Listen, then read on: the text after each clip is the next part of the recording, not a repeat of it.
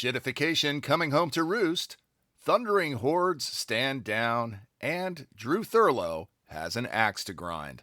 Welcome to the Unlimited Supply Podcast, your daily music business TLDR in your ear, powered by too many open browser tabs, and brought to you by NoDisc, helping music technology and finance companies navigate the music industry, and partnered with Digital Music News. It's July 20th, 2026. I'm Lars Murray. It's Monday, where we talk about what happened over the weekend and what is on deck for this week.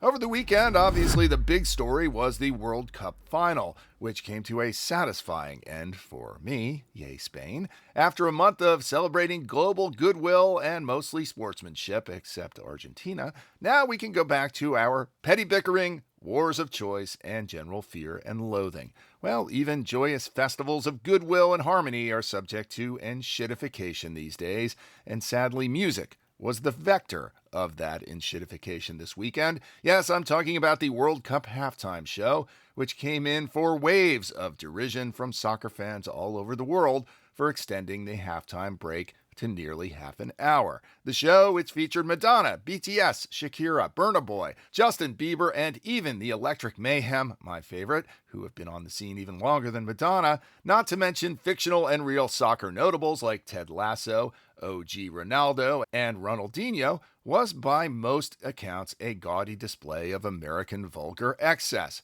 How gaudy was the display of American excess? Well, even Fox News was forced to call the reception mixed. And remember, Fox was actually the broadcaster. Oof. The one thing I'll say, though, and I'm no proponent of vulgar displays of American excess, the largely international crowd at SOBs in downtown Manhattan, where I was watching, seemed to be enjoying it, especially Shakira and BTS, despite the best efforts of Justin to kill the buzz. But all World Cup aside, the big question that seemed to be gaining momentum over the weekend was traditional enshittification coming home to roost. To wit, Netflix's stock took a huge tumble after a disappointing earnings call last week. One problem is that their original programming isn't sticking, or at least second seasons are a big problem, and their stock is down nearly 50% on the year so far. Turns out that capturing audience may not be enough. You actually need to keep the audience by turning out high-quality product so they'll stick around. Until recently, it seemed that enshittification didn't carry much consequence for its biggest practitioners like Meta and Netflix, but apparently it does eventually start to take a toll.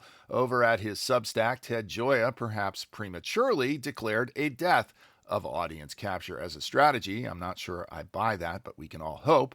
What does this mean for music? Well, one of the primary practitioners of enshittification is none other than Spotify, which keeps mucking with its interface and its algorithms. Over at his Substack, Joel Gouveia wrote about leaving Spotify and trying unlimited supply supporter Qobuz exclusively for a couple of weeks. He had a pretty good experience, and while the piece itself meanders around a bit, he essentially declares Qobuz to be the antidote to music streaming enshittification. To paraphrase Joel, Qobuz's software bugs can be fixed, while Spotify's enshittification will be hard to undo. But it wasn't just a couple of Substackers piling onto Spotify. Last week, none other than Lorde launched her own diatribe, or what our UK neighbors might call a right bollocking, at Spotify for deploying AI-generated and erroneous editorial content around her music. She detailed a couple of ways that Spotify got it just plain wrong and called for them to allow artists to opt out of editorial AI slop. Would you call that a slopped out? Yes, the enshittification chickens are coming home to roost, as are a couple of thundering hordes of litigators coming home, that is. The other big news to break on Friday was that Twitter, X, and the music publishers, which had been at war over copyright violations, decided to stand down their thundering hordes of litigators. Neither side offered much of an explanation. I expect this will come out sooner or later, but for now, Ben Sisario has the story over at the New York Times. Looking at the week ahead, it's another quiet week for pretty much everybody except festival organizers, notably the team at the Newport Folk Festival. Good luck, Newport folks, like Billy Strassner, if you're listening.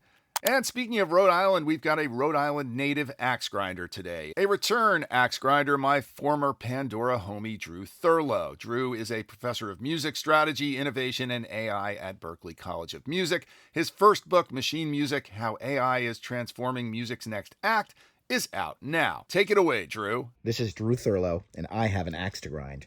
My axe to grind is with many of us in the music industry and the myopic way that we talk about AI. Just last week, we had an impressive consortium of music industry stakeholders asking for and advocating for an AI-assisted or AI-created label on DSPs. Here's a few reasons why this is, at best, pointless and, at worst, a waste of resources. Number one, almost nobody is listening to this music. Almost half of uploads to DSPs are generative AI, according to Deezer, and it's less than 3% of the royalty pool. Number two, AI assisted is an impossibility to define. Number three, the detection technology will not keep up with the new models. Number four, all it does is cost a compliance system that thin margins at DSPs and distributors can't really afford. Number five, there's no evidence that these labels will meaningfully improve the fan experience. Number six, it distracts from the real problems that we need to solve with regards to streaming. And number seven, historically, these technology-based labels have aged badly. If you want to hear more detail, I have an op-ed currently live in Billboard where I get into it. But I think that labeling things AI on DSPs would be akin to labeling something digital in the late 90s. Sure, it's technically accurate, but does it actually tell us anything?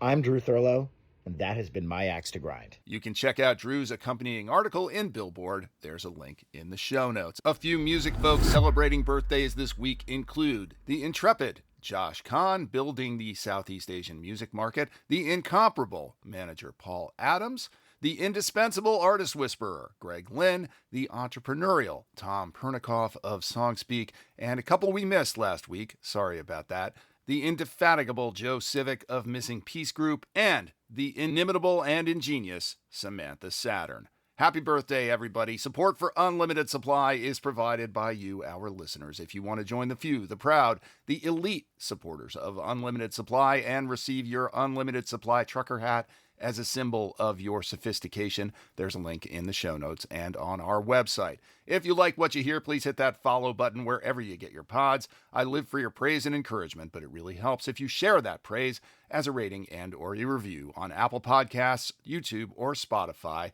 and tell a friend or three. And you can also follow us on Substack, which may be the best way to follow and help us out. Links are in the show notes, but you can also visit unlimitedsupplypod.com to sign up for our newsletter, to tell us what you think about the show, to suggest feature ideas, to feed us info, to feed us lunch, to call us out on our dubious assertions, and to tell us what we're missing out on. I'm Lars Murray, and remember, in this business, no conflict means no interest.